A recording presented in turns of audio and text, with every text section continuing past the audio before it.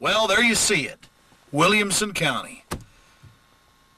I've lived in Austin, Texas, and Travis County, just a few miles south of Williamson County for, I guess about 9-10 years, and I always heard the horror stories. And then I got to know some police officers that work in Williamson County because for a long time I lived in North Austin, right on the edge of Williamson County.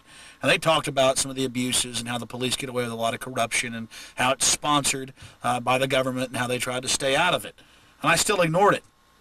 But then, over the years as a radio talk show host in Austin, Texas, I have documented literally hundreds of cases of people with no criminal records who've done nothing wrong, literally serving time or getting years of probation with thousands of dollars of fines in the aggregate for things like not having their in-date insurance card in their car. We all do it. We have our old insurance card and it expires even though we were mailed a new one. Well, this in Williamson County can end up with hard jail time and thousands of dollars of fines along with the probation. I'm not kidding. We have the cases.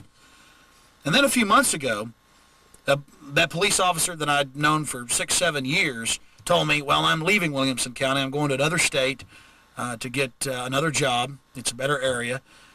And I just want to tell you to be careful when you're in Williamson County because while I've been out on duty and on patrol and we stop off by a restaurant to eat, as police do late at night, he's heard several different police officers, Williamson County sheriff's deputies, talk about how they plan to pull myself or Mike Hansen over, my cameraman, the person getting this tape for a film he's making about the abuses of Williamson County. They say that they'll pull us over and can't wait to beat us up and throw us in jail.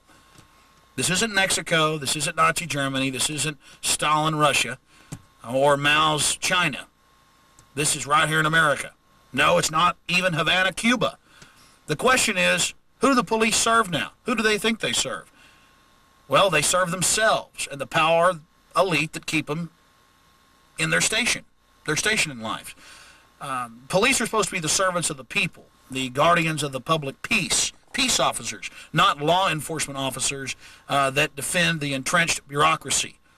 These bureaucrats in their ivory towers send their minions out to literally eat out our substance, just like the Constitution and the Bill of Rights and, of course, the Declaration of Independence states. They are now the servants of themselves and their masters, and they see us as second-class citizens that are supposed to be here at their beck and call and serve them. And I want to tell the police, the good ones and the bad ones, that it's time for you to cease your gang mentality, your, well, we can't tell on the brotherhood, the thin blue line. You should read your own gang handbooks where gang members won't tell on their other vatos or their other homies. That literally is gang mentality, gang psychology on a mass scale, and it's criminal. You are not above the law. And there's one more thing. If this police state succeeds, if it gets worse and worse into higher and higher degrees, you're going to have to live here in this country, this world. Your children and their children will grow up in this world. And the same abuses that you're engaging in against the population today will be brought to bear on you and your family when you're on vacation or traveling into another county. You don't want to live in a place like Mexico. You don't want to live in a place like Russia. So do the right thing. Stand up and be honorable. And stop feeling sorry for yourselves like you're under attack and everybody's against you and it's a thin blue line. If people are against you, it may be because you're doing something wrong. So it's time for the good police and the good leaders in the community and the people at large to stand up and root out the bad officers that are rapidly taking over the country, as well as Williamson County, right here in central Texas. That's basically it. The police in Williamson County want to threaten me, want to threaten my family. I just say that's sad, that's pathetic, and that's wrong. I've done nothing wrong. I've stood up for people that have been abused. Mike Hansen has stood up for people that have been abused in Williamson County, and we're going to expose you. If you want to threaten us or threaten our safety or threaten our health or threaten our families or threaten us with jail, that's fine. We'll continue, and at the end of the day, we'll have honor. We'll defend our family names. We'll be good, decent Americans in the fine tradition of Patrick Henry and George Washington. As for you, you might want to hurriedly move to Mexico or Russia. You might be a lot happier there.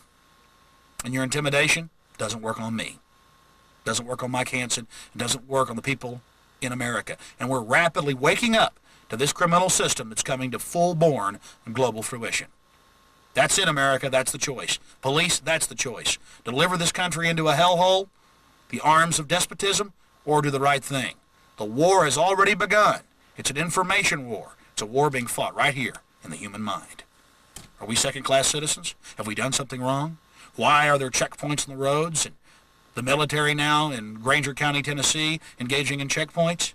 It's getting bad, and if we don't step up and stand up against it, it's going to get a lot worse.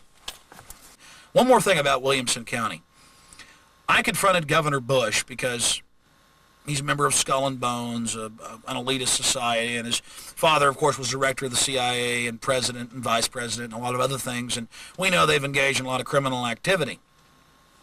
I simply asked Governor Bush at the end of his speech a simple question, and I was grabbed, I had my arm twisted behind my back, I was arrested. Well, at least that's what they said. They told me I was arrested. And then they drove me around for 45 minutes and then dumped me off on the side of the street at the county line, threw me out of the car, threw me out of the police car, took my handcuffs off, and left me there on the side of the road.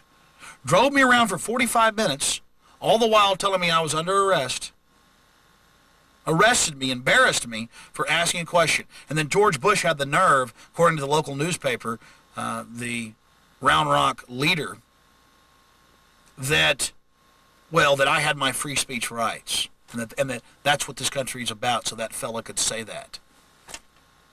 After I was arrested, or detained, or kidnapped, or whatever they want to call it. So here in America, you ask a question, you're kidnapped by Williamson County constables, and then thrown out on the side of the road. Again, right here in America. I don't think that's a good indicator of our freedoms at this present date. That's not America. That's not America. What's your feelings on Williamson County? Is it just revenue, Alex? Williamson County is a giant revenue collection agency. It's all about control, and they think that we're their slaves. And that really is the question. That's the question we're asking here in America. Are we slaves? Are we second-class citizens? I say no. But the decision's up to you.